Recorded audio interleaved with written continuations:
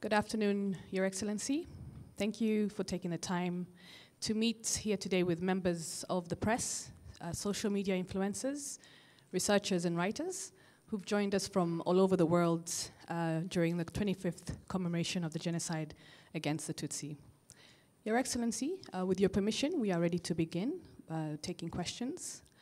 We could take 3 questions at a time. I'd like to kindly request members of the press, please raise your hand, and when you're given a microphone, kindly state your name and your media house. Let's have some names. Can we start with the second row, please? Madame Brackman, thank you. And from Le Soir in Brussels.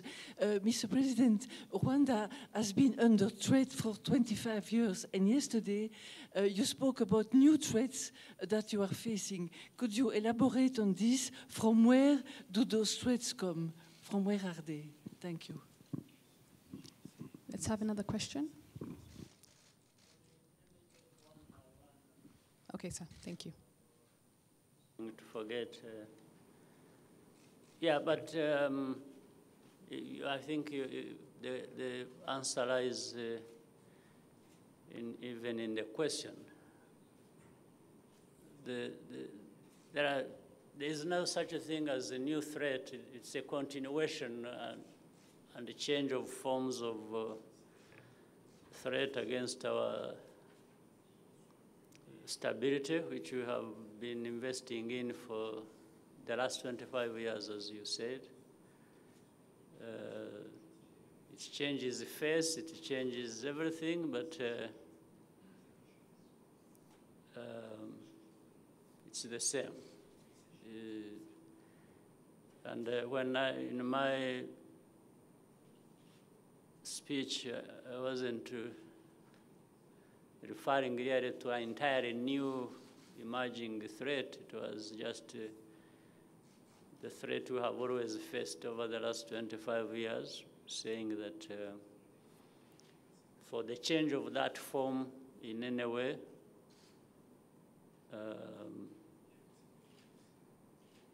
I was just saying those people who are behind it should bear in mind that instability is not a good thing for anyone. It's not good for us.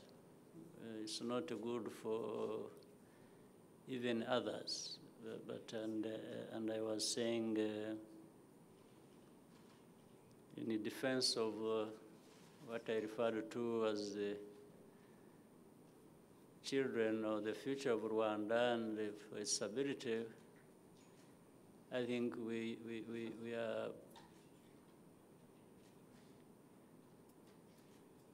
are just prepared for that.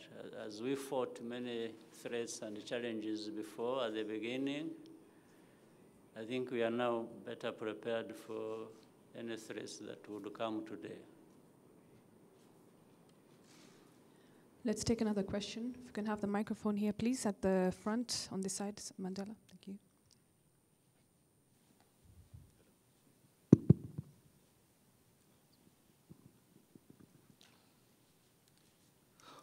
Bonjour, je suis Louis Kemayou, je suis camerounais, je suis journaliste indépendant. Je le dirai peut-être en anglais. My question is very simple, Mr. President. 25 years back, your country has been facing a genocide, the genocide against the Tutsi. Your country is recovering from it and recovering very fast.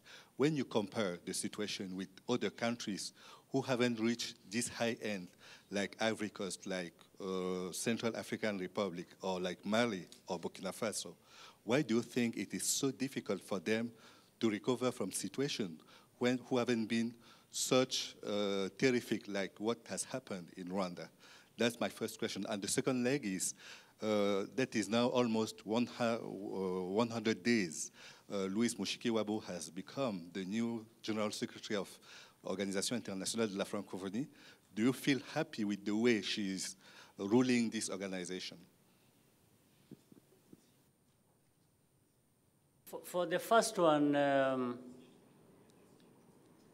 I will say we have concentrated on our problems because they are for us to address. We have had friends, we have had partners and support from many corners of the world. But ultimately, we are the ones either to use this kind of support proper and make progress, or to waste it.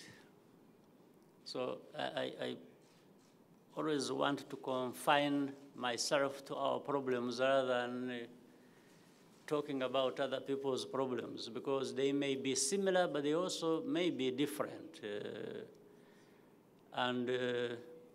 The handlers of those problems, I'm sure, will be different as well, and the nature of problems and the way they are handled and by who will always create that difference. So that is how our problems and how we have addressed them will be different from the problems and how they are being addressed, whether in other parts of our continent. But what is very central, that is common to all of us, and I would not hesitate to say this, people of any country, in any situation, have got to figure out how to address them together. And they have also got to understand that it starts with them.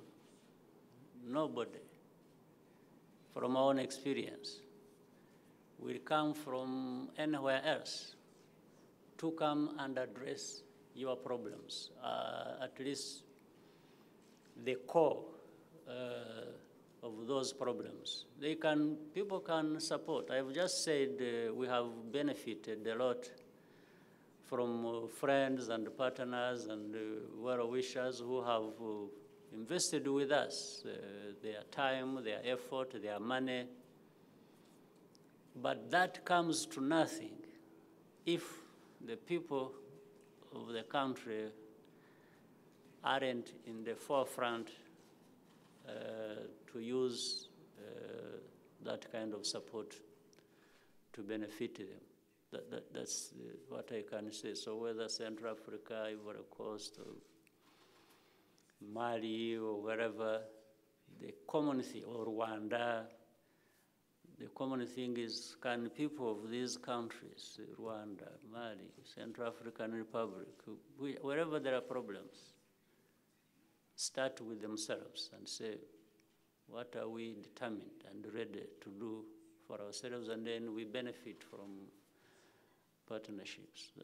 That's all I can say. But on the lighter note, I mean, on a more positive note, is that there is no problem that is insurmountable, as you have seen, even when it looks so. So I can only say to those countries that even with the big problems they have, after all, they can really stand up to those problems and address them. It's possible. For Francophonie, well, I can't really make, first of all, it is not up to me to assess. Francophonie is a big organization that brings together many countries that speak French, and the decision to entrust Louise Mushikiwabo as the Secretary General with this important responsibility will, in the end, make the kind of assessment to know whether he's doing what is expected of her or doing different things. And it's too early. Well, I'm sure in the 100 days, She must be trying to orient herself and other office bearers as to how to shape things, and with the aim of taking the organization in a good direction. We'll take a question from the front here. Yeah. Mr. President, François Misser, La Libre Afrique, and die Tageszeitung from Berlin. You said Rwanda was well prepared in case of any threat. But my question is also that in your skills of former intelligence officer, what is the assessment you are doing of the danger of war? Because after all, there are indications that some months ago in the Nyungwe forest or elsewhere, I mean, some people have been trying to destabilize Rwanda. And my question is, again, is a war plausible, possible?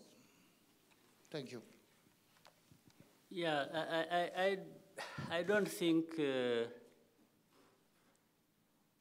war is something anybody in his right senses should be rushing toward.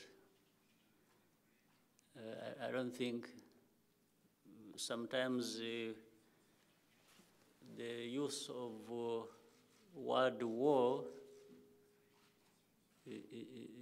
becomes loose, and even maybe some people may use it carelessly, but when you think of what that means in terms of lives and other things wasted, it's not the first or even the second or third thing you come to. I think that in my world, in my understanding, is something that comes by conditions that have more or less just emerged because there were no other alternatives. And to assure you, as you also said, referred to the Nyungwe situation. Probably those who have been behind that have been actually having in mind to provoke a war in which, for them, they mistakenly think they would benefit in terms of saying, you see, this is the problem. The problem is not the other one we had before the war. And this is the way we read it. We read it as provocations and things, so that someone may want to provoke you into a situation so that you look the same. When a country may be having problems, and they're saying they're trying to hide the problems they have of their own, and they create a scenario where when a war happens, then you are all the same. So managed to hide. So we refused to be provoked into that situation, and we kept communicating to the people that, and to others, that we will manage these problems as they cross our border. We are not thinking about crossing a border. So war can only happen, in our case specifically, on our territory, if somebody creates a war here. That is but we are not thinking of creating a war outside of our place. This is what I was saying, was a kind of warning to people, one, who think about war. Secondly, who think about war on our territory.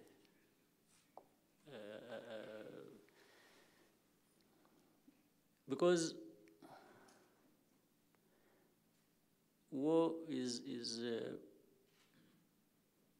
assumed to be between or among more than one parties.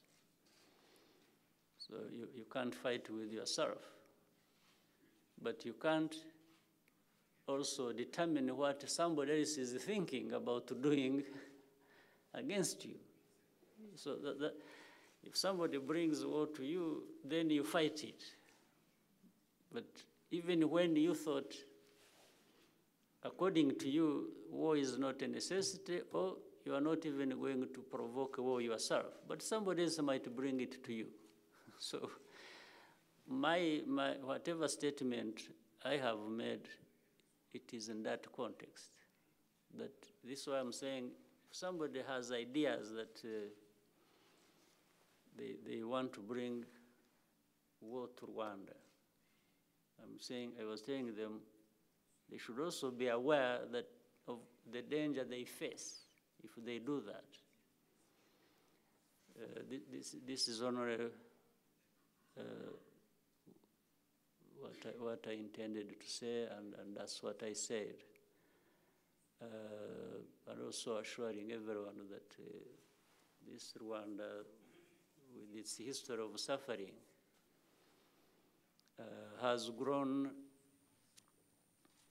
in all bounds, including the strength, the capacity to wage a war in defense of its stability and peace. It's what I wanted to convey. So that you hear statements from all over the world, from Brussels, from other places in Europe, from other places in Africa, including neighbors, where some Rwandans who could not do better things of staying around and contributing to the development of this country are talking about war. Even in that situation of Nyungwe you mentioned, if you follow, you could see on the social media and,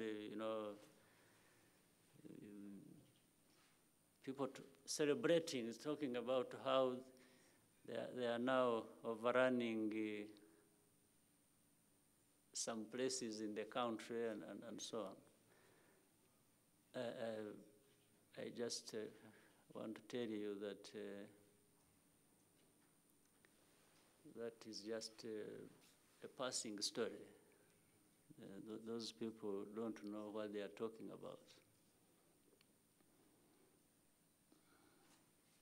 We'll take a question from the third row. Mwai. Good afternoon, sir. My name is Collins Mwai. I write for the New Times Daily.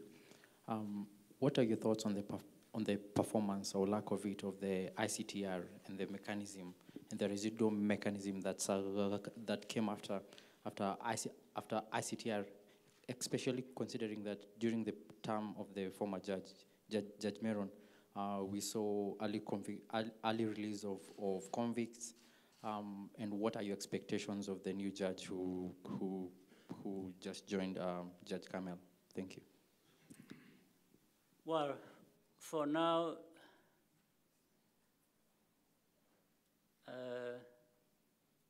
I have no comment. I have no expectations. That is all behind some of us, and let us move forward where we can move forward, and I would leave that matter to where it belongs.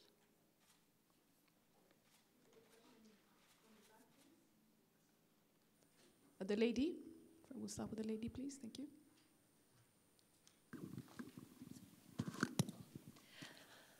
Hello, my name is Gunilla von Hall. I am a Swedish journalist. I work for Daily Svenska Dagbladet. I have a question on justice. There's been about 1,000 indictments in Europe, There are what? About 1,000 indictments in Europe, but only 22 have been extradited or prosecuted. How come? What is your view on this? And connected to that question, Sweden has actually sentenced 3 Swedish Rwandese. What is your view on that, if I can have your comment? Thank you. Yes, where indictments have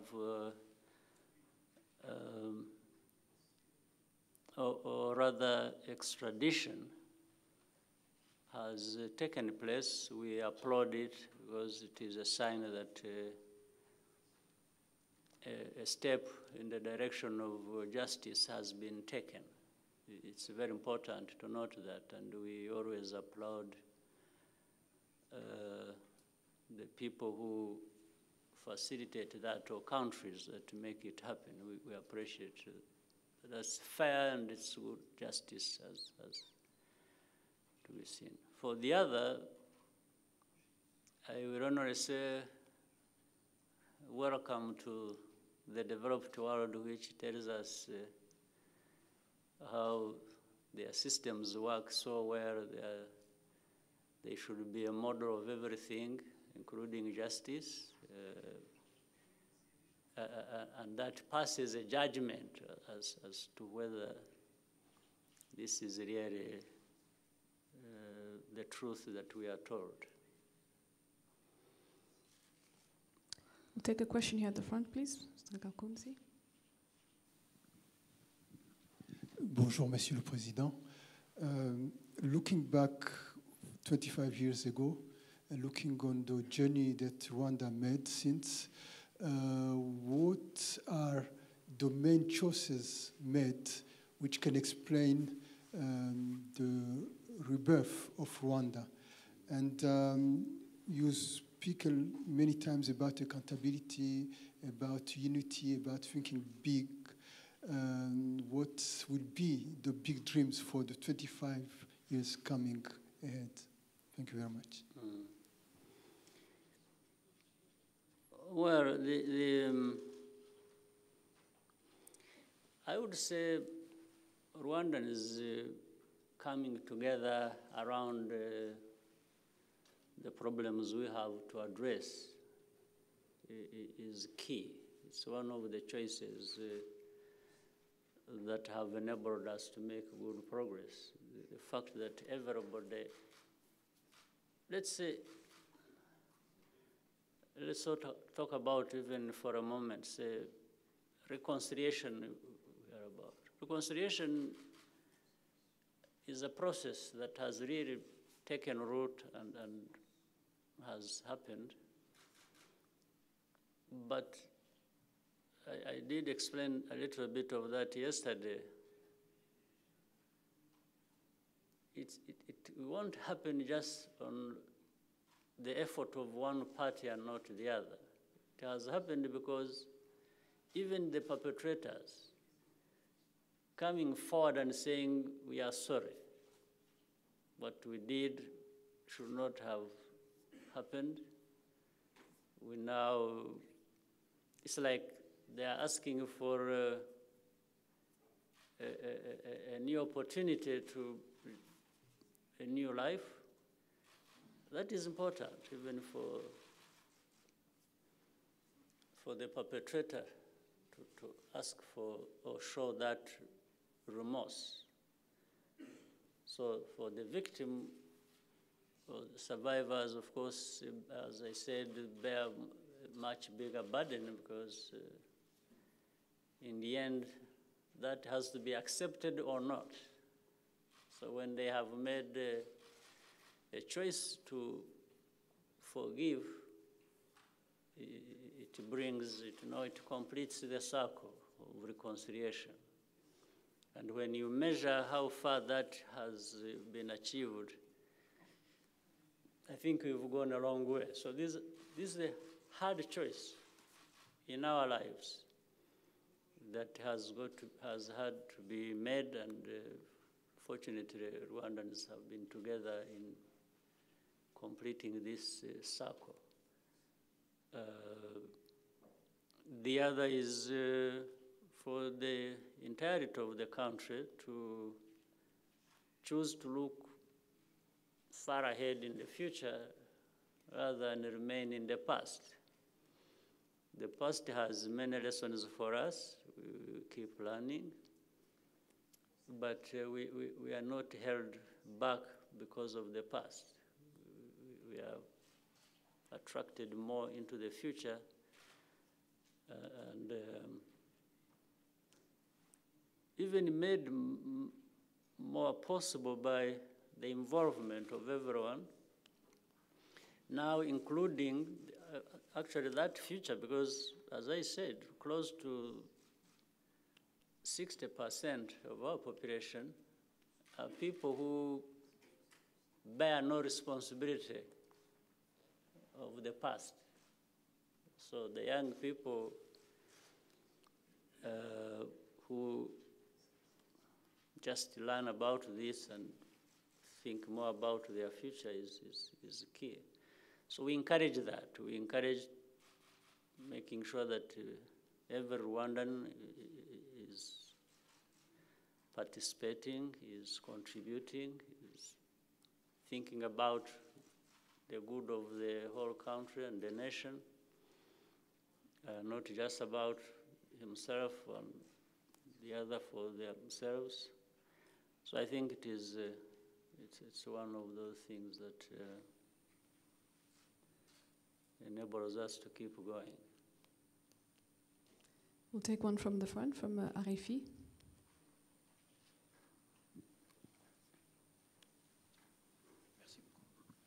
Bonjour, Monsieur le Président. Bonjour. Christophe Boisbouvier de Radio France Internationale. Si vous le permettez, je vous poserai ma question en français. C'est une question sur les relations entre le Rwanda et la France. On se souvient en 2004, lors des cérémonies du 10e anniversaire, vous vous êtes étonné que la France ne présente pas ses excuses. On se souvient en 2014, pour le 20e anniversaire, vous avez eu cette petite phrase en français, « Les faits sont têtus ». Et puis là, hier, on a remarqué que vous n'avez rien dit contre la France lors de votre discours. Est-ce à dire que les relations sont meilleures? Est-ce lié peut-être à l'arrivée d'Emmanuel Macron? Est-ce à dire que vous ne demandez plus à la France de présenter ses excuses?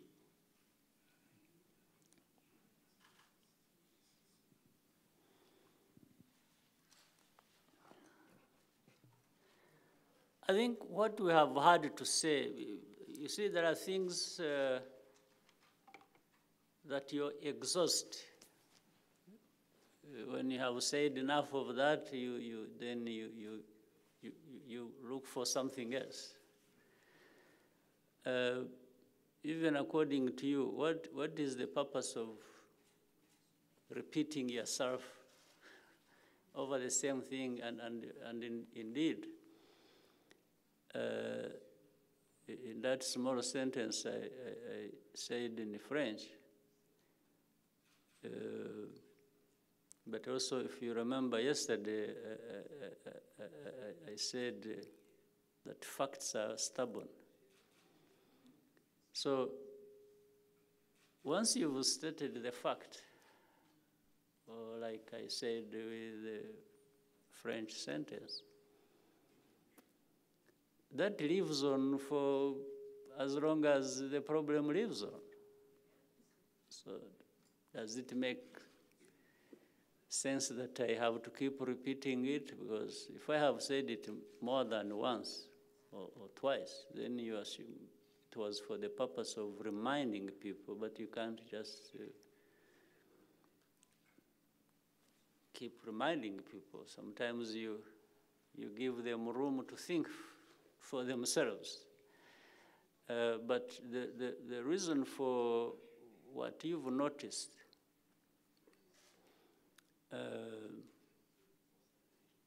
is to say, but also relates to something else you didn't mention. People have asked us whether what we need from France or from anybody has been an apology. And our answer has always been no.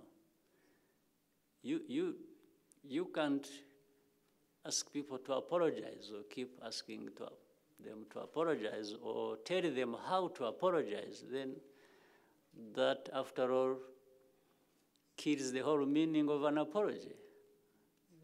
For an apology to have a meaning, it must come from somebody who is apologizing. You can't ask the person who is offended whether he needs an apology or not. What would be the meaning of an apology extracted by somebody who deserves apology? So if you put all those things together, you will realize that it's up to anyone. It's up to France, it's up to individuals, it's up to right the wrongs they think or they would agree they have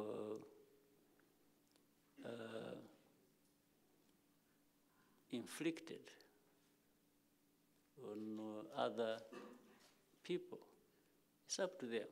This has been our approach. So, but for mention of things in speeches or publicly for record, you say it for as long as you want, and for me, it's for as short as I want, because at the end of the day, there are two things. Either the other side have their own lives to live about this problem, but I have my own ways of living with or around this problem, because there are other things to do that are more important, and that is live our lives as we should. So, but this is not to deny the fact that with President Macron's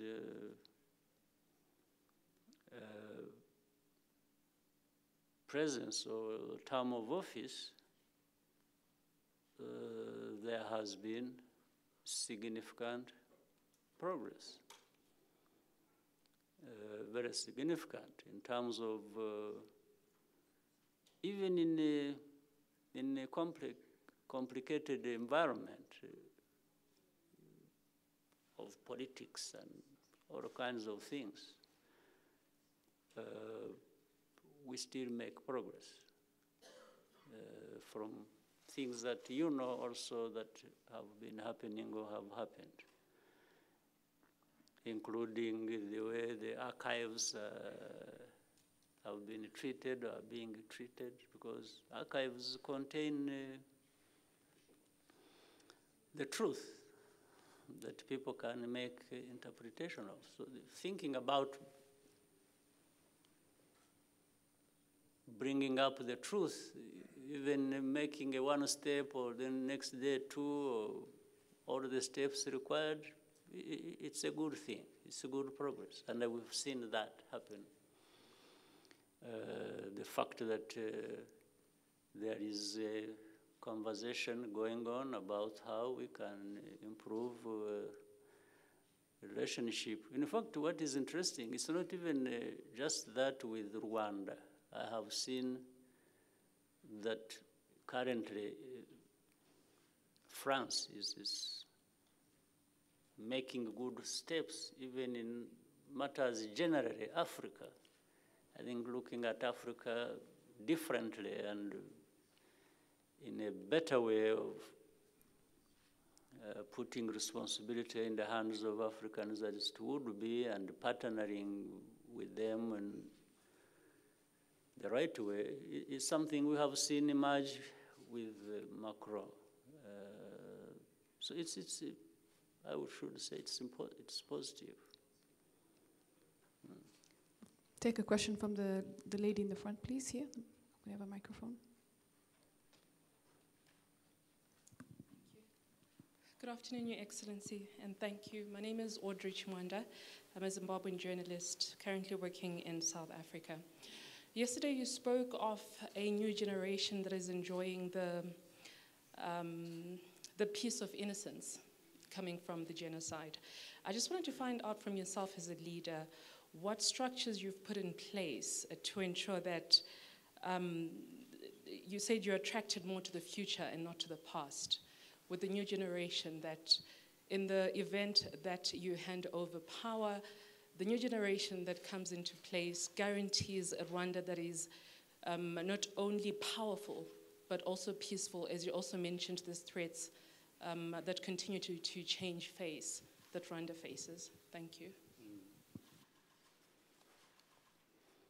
You see, this power thing, the more it is depersonalized and just thought about in a broader context of it, the better. What I'm saying, therefore, is what we've been doing, if we have educated our young people, invested in them, invested in their health, their education, their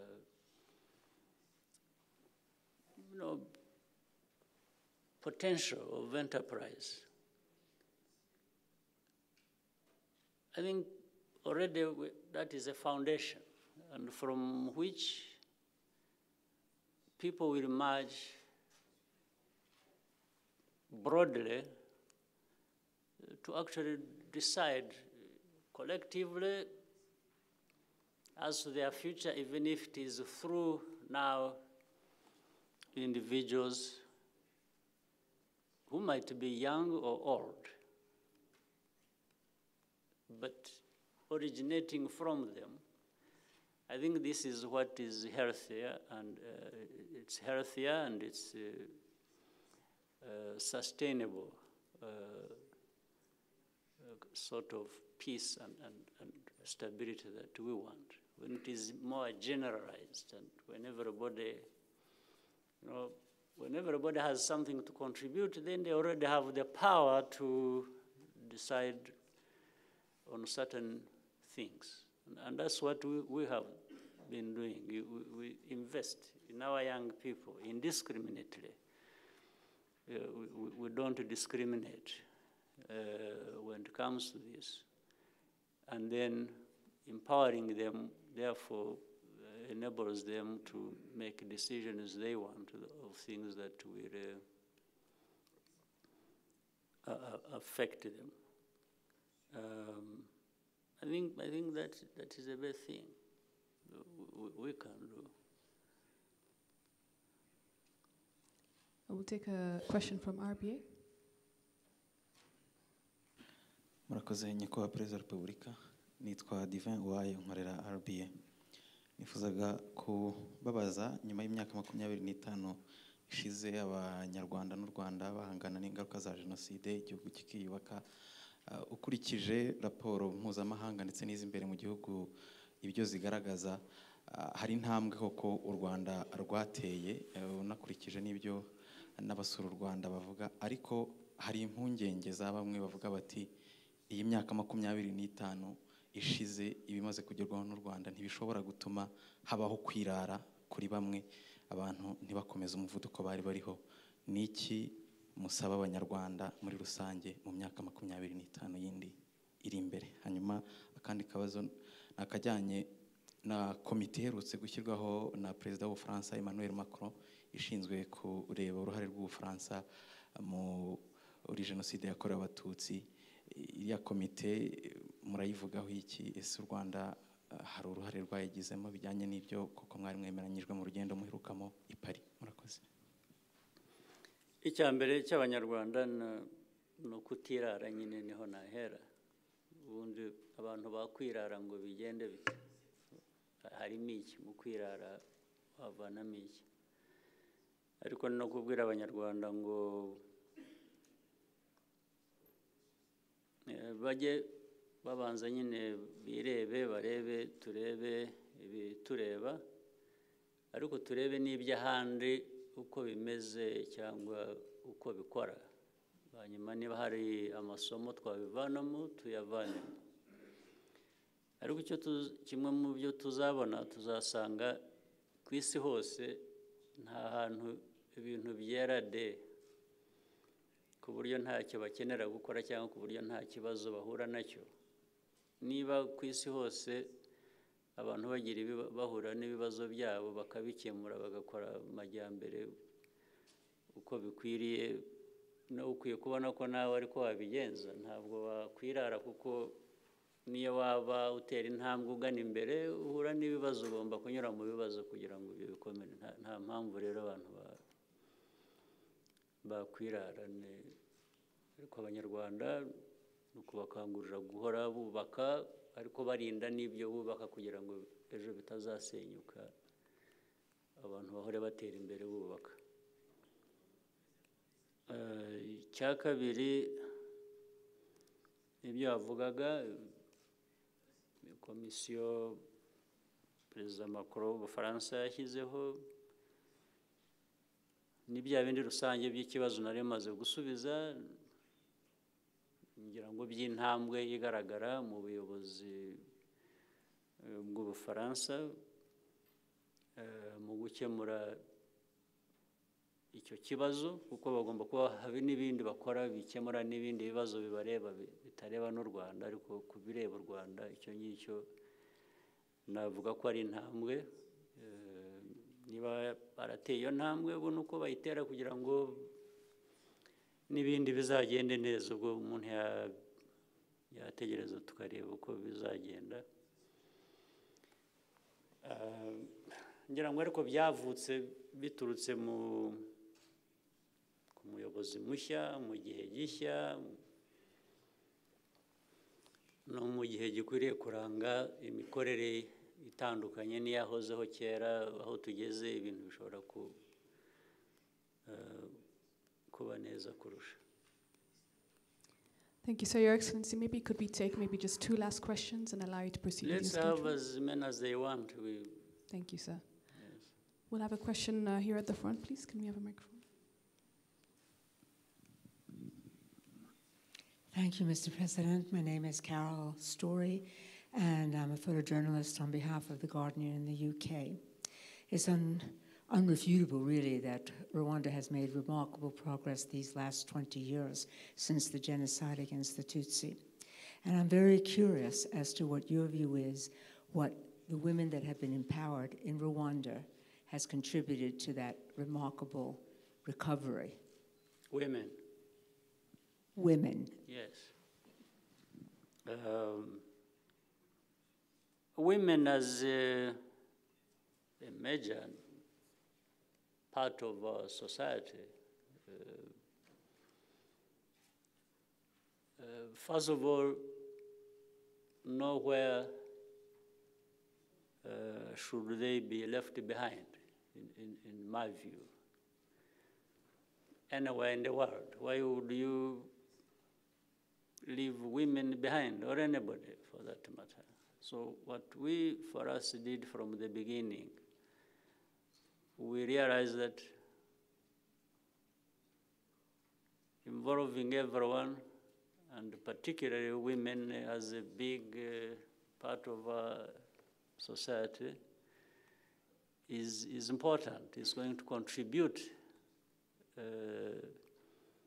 to the development of our nation, because women, 52% of population, it wouldn't be very smart to exclude 52% of one's population. Second, it's not just including them as a favor. It's their right. So we understood that from the beginning. So there is the benefit of having more people involved. As such, this 52% being part of what is being done is one of them. But there is another part of what these individuals bring in terms of what they are able to do with others. And they have their own qualities. We have had women in positions of responsibility, and they have done just as fine as men, if not better. So you look back and say, why would you be excluding women in the first place? Yes. So women,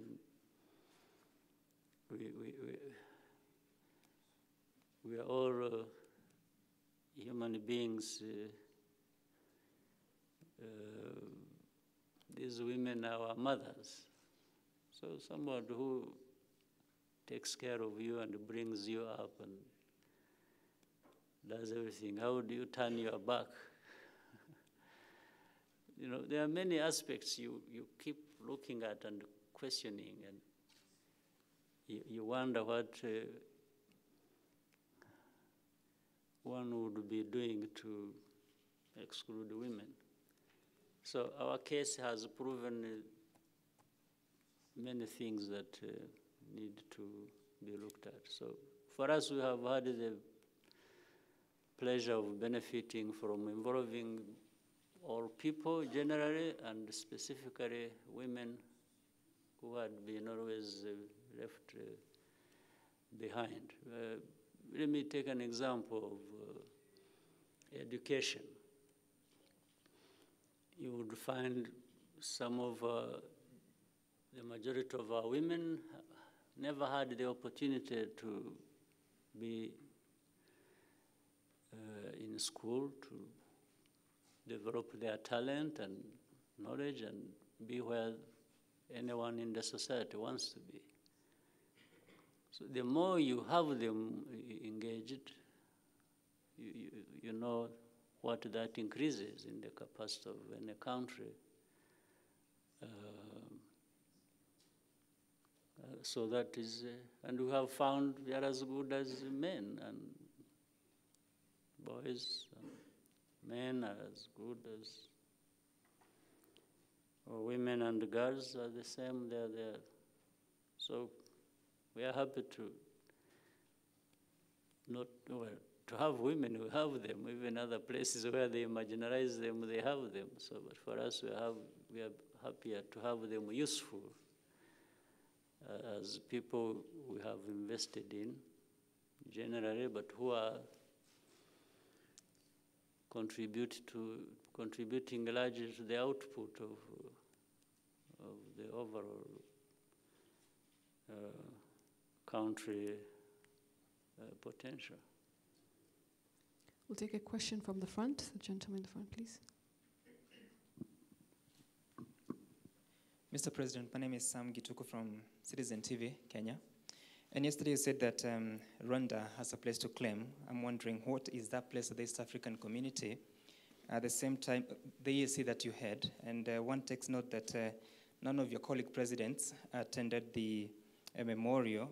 Is this confirmation of attention within the community? Connected to that, how far are you in resolving the disagreements, or is it tension with Burundi and Rwanda? Do you see a solution within the community? And if not, what are your options? I'll start by saying that the community is in good health,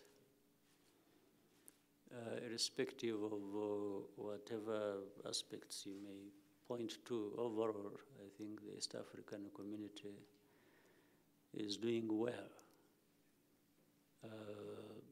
Even for all situations you say, well, there will always be issues to address. Even if all heads of state of the East African community would have been here,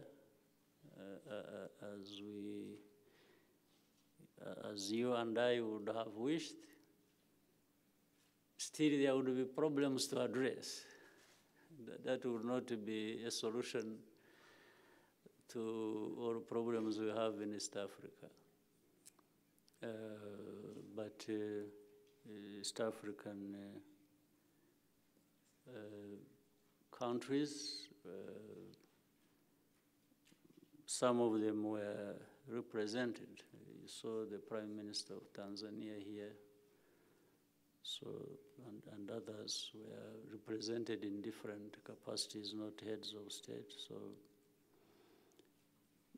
but starting from that standpoint of saying East African community is in good health, it is in good health because we can even keep talking about our problems.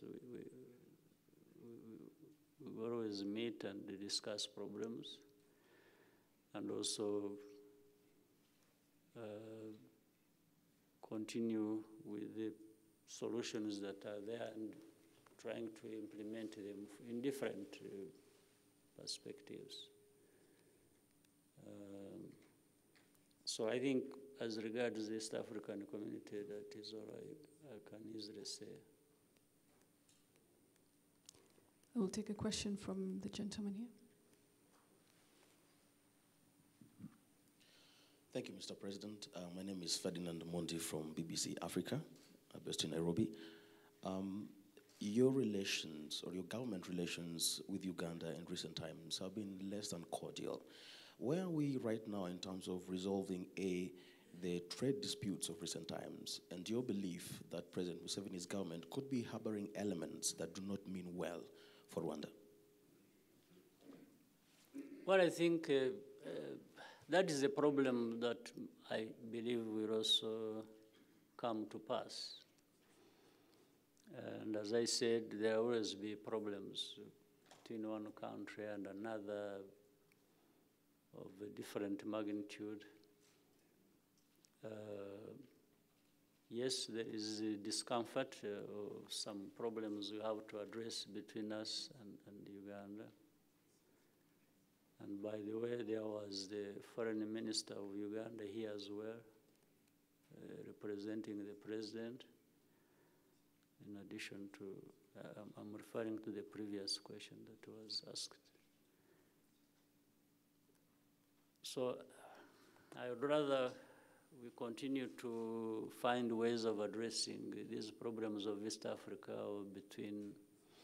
or problems between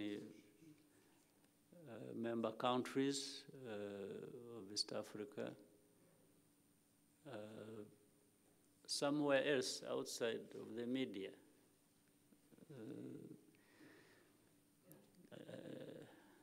I think the media has a right to know what is happening. Yes, we will be informing them as we keep working on different things we are trying to work on. So right now, what is happening is that things that are being looked at or that are being considered or already in place are things I'm not talking about to the press yet. The press seems for now to be dominated by hyping the problem. So I want to lower the tone a little bit by not saying too much until a certain point. Okay, I think we'll take our last question from the gentleman there. Maybe we'll come for the last one here at the front. Thank you. Merci, Monsieur le Président. Mon nom, c'est Idriss Fall, de la Voix de l'Amérique à Washington. L'ancien Zaïre a connu des guerres. L'Est de la RDC a connu des guerres. Et toujours pour régler la question des rebelles FDLR, dont un des leaders passe en justice aujourd'hui à Kigali. Quelle solution maintenant pour l'insécurité dans l'Est de la RDC avec son nouveau président, Félix Tshisekedi? Je vous remercie.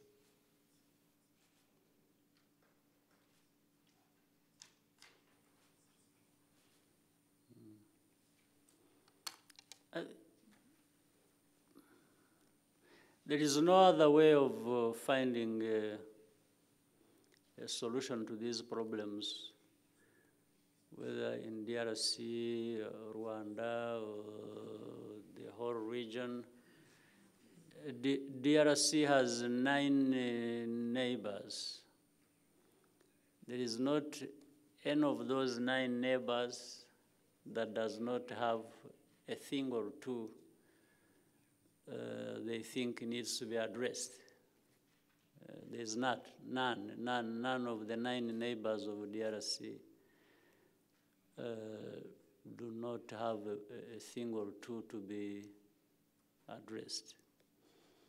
So the best way to deal with that, to address those matters that may be arising out of DRC, affecting neighbors, or that may be coming out of the neighbors and affecting DRC,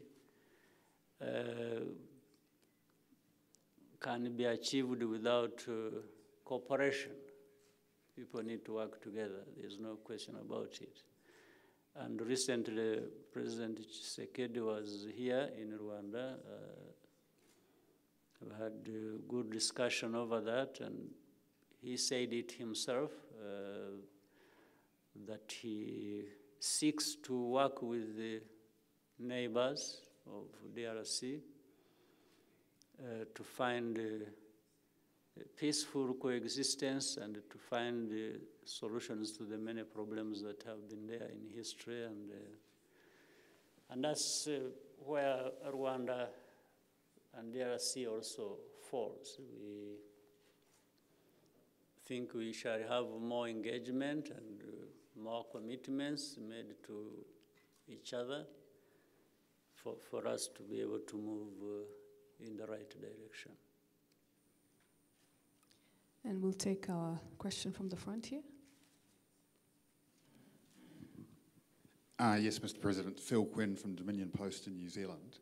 I'm wondering if you could elaborate a little on the well-established failure of the international community and the UN Security Council in particular, circa 1994, and comment as to whether over the past 25 years you have seen the kind of reform and changes, including the responsibility to protect doctrine, that would be necessary to prevent such a tragedy from occurring elsewhere in the world. Mm-hmm. Thank you, Mr. President. Well, I can for sure say Rwanda has had its own lessons learned in the last 25 years, and those lessons learned have been very helpful, meaning among those lessons learned is the fact that we have to be there for ourselves, and we keep trying to do that, and then trying to make the most of any partnership or relationship that is available to us, and we keep going. For the international community, maybe they have also learned the lessons. I'm not very conversant with that, but I can see some of the lessons they learned, yes, are responsible for some of the reforms that are talked about or that are being executed, but I'm not sure about implementation of even some of the reforms that are carried out. Some remain just as statements and on paper. In practice, you don't see much. But so the international community is very slow to learn or to change. Maybe individual countries can learn and change quickly. I think for us in Rwanda, we've learned and have tried to change as fast as we can.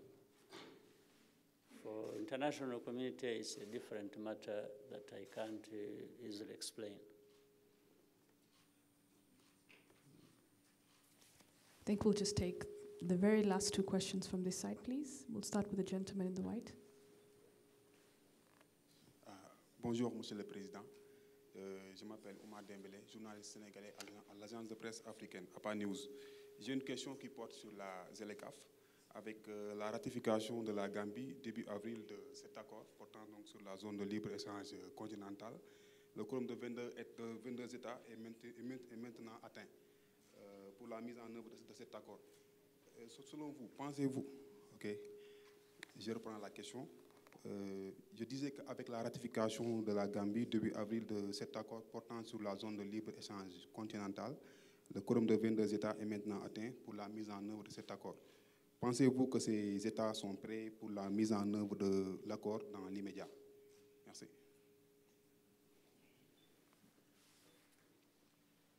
Yes, I think so. I think they are ready, and that's why they are 22, not just 1 or 5 and stayed there.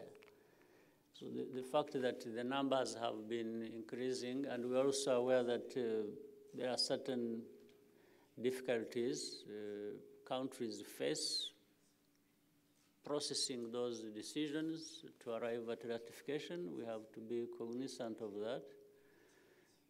But we have to understand the 22 that were required having been reached is a big step. So I'm sure the Africans are committed to the CFTA.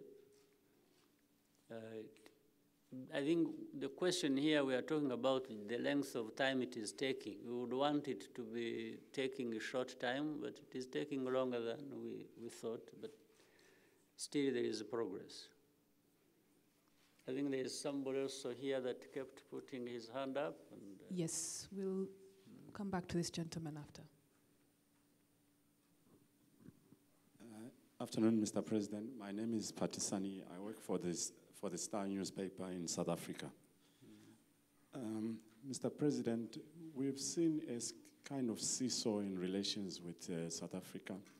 I think it started a couple of years back when there was an assassination of some Rwanda nationals there, and Rwanda was accused. Lately, we've seen Rwanda nationals having difficulties in getting visas to travel to South Africa. I would just like to know what is at the heart of those problems. And lastly, I know there's some Rwanda nationals that don't want to participate in the rebuilding of the country living in South Africa. In the what? Living in Johannesburg in particular. Right. I just want to know how many of those are wanted here by law enforcement authorities. That how many of Rwanda nationals are living in South Africa that you would like to come here and face the law? Okay, to begin with the last one, I think, first of all, there must be very few. I think you can count them maybe on one hand, or even fewer than 5. So there are not many, in my view, at least as far as I know. And South Africa has been notified, and the reasons and so on and so forth. So that is one problem. The second, I hope, and you asked about what the problem is, but the problem, I think, is always going to be politics. If people don't play too much politics, some of the problems could easily be resolved. And politics requires that you understand each other, and then you find a solution to whatever problems. So the assassination you talked about, then the visa problems, then this what I'm putting all together and calling it politics. But even then, good politics, you discuss and you agree, and you agree or you agree to disagree, and you know where things stand and move on. But I should say, you saw it yourself, it was public, and there was a time where we had the pleasure of hosting the leaders of South Africa, and that question of visas came up, you remember. And rightly, the president of South Africa talked about a process that should be there to address whatever outstanding issues so that the visa problem does not. Because the problem of visas must be there because of other problems.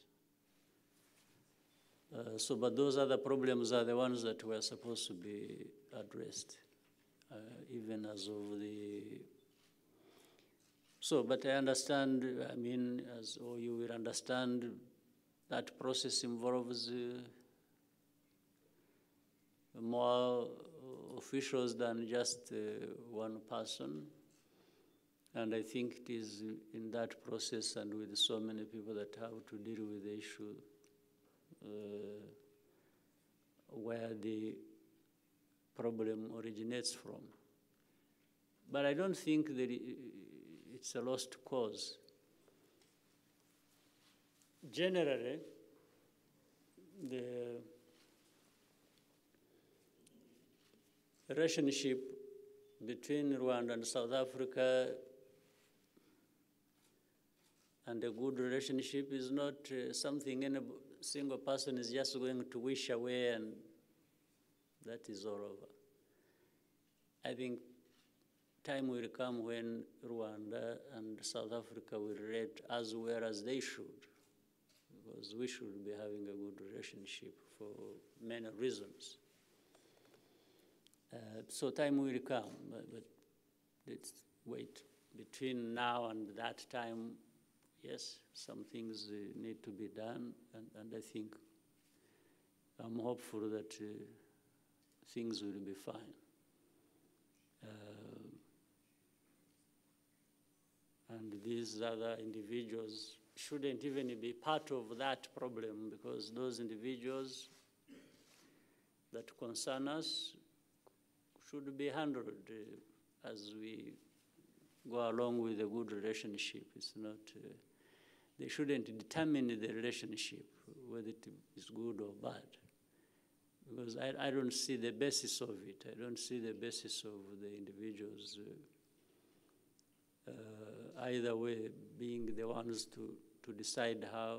Because, you know, while you are around, by the way, just on the street, ask any of these Rwandans or wherever you go, and ask them whether they know anything going on between Rwanda and South Africa. For them, they know Rwanda as being a good friend of South Africa and South Africa being a good friend of Rwanda. Some of these things we are talking about, they even think we are just crazy. And I'm sure if you did the same in South Africa, you went about, you live there, you ask these ordinary people and say, you will find they know Rwanda, they have heard about it, and say, do you have anything against these Rwandans, or what the problem is between Rwanda and South Africa? They tell you, no, they don't understand, they don't know. For them, so that's why I think it can be and will be easily addressed at some point. Thank you, Mr. President. I think we may conclude here. I'd like to thank you for your time, sir. Thank you. Sure, thank you.